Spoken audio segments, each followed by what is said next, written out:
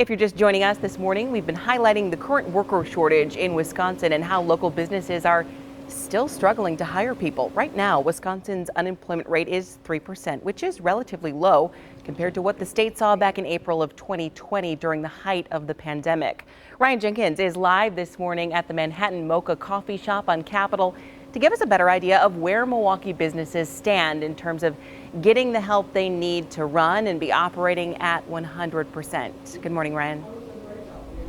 Good morning, Andrea. Good morning to all of you at home. You know, this morning we're hearing that if you are a job seeker, you're actually in a good position because it is an employee's market. So how do you know what benefits to go for? How do you negotiate?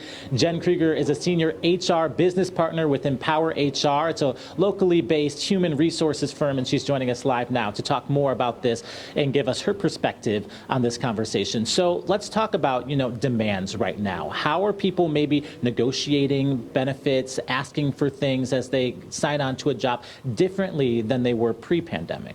Yeah, I think employees specifically need to know what their value is when they're coming into an interview and be willing to ask the question. I think pre-pandemic employees weren't as willing to ask the question of the employer about, hey, can I get some additional PTO here? Is there flexibility from a remote or hybrid working schedule, or even just creative scheduling so that employees can be more present with their families?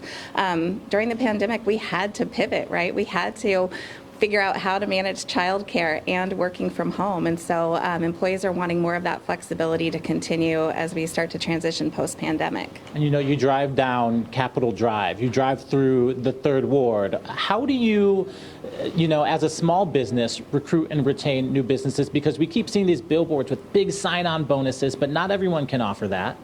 I think it's really about connecting your job postings and the narrative to the overall purpose of your business. If you're a small business like the one we're in today, tying into that family feel, right? And really that small kind of approach to being able to still be flexible, offer some creative scheduling, and support your employees. I think, too, we're looking at just understanding that employees are coming to the workforce with their whole health selves, right? It's about mental health and wellness. It's about diversity and inclusion, and just making sure that you're making that part of the hiring narrative is going to help you attract candidates. Yeah, absolutely. And we're going to be talking with the owner of Manhattan Mocha, a coffee shop here on the Capitol Drive, and she's hiring, and we're going to talk about what she says is making her business attractive to potential employees as well. Jen Krieger with Empower HR here in Milwaukee. Thank you so much for waking up early with us. Andrea, she makes a good point. So many people were home during the pandemic, and now maybe they are expecting some different benefits and some different things as they sign on to a new role.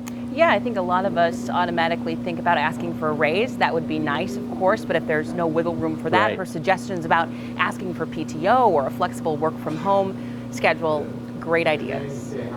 Thank you, Ryan. And coming up in about a half hour, I just want to mention, we also went to a doggy daycare, and we learned that, some people are leaving jobs that they were bored with to find jobs that they're more passionate about. So that's a fun story still ahead as well. Okay, we're looking forward to that. Thank you, Ryan.